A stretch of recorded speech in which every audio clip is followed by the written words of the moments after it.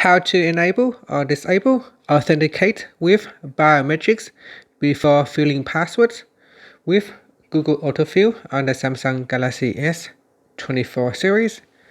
First, tap on the home button to go back to the home screen. From the home screen, swipe down at the top, then tap on the settings icon.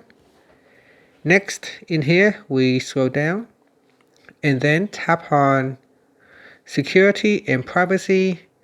After that, we scroll down, then tap on more privacy settings.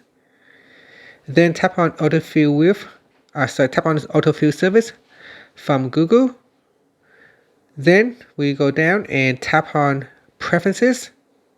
In here, authenticate with a fingerprint or a PIN. Then tap on authenticate with biometrics before filling passwords. Tap on the toggle button to switch it on or turn it off. If we turn this on, then we need to authenticate with biometrics before filling the passwords. Otherwise, you can switch it off.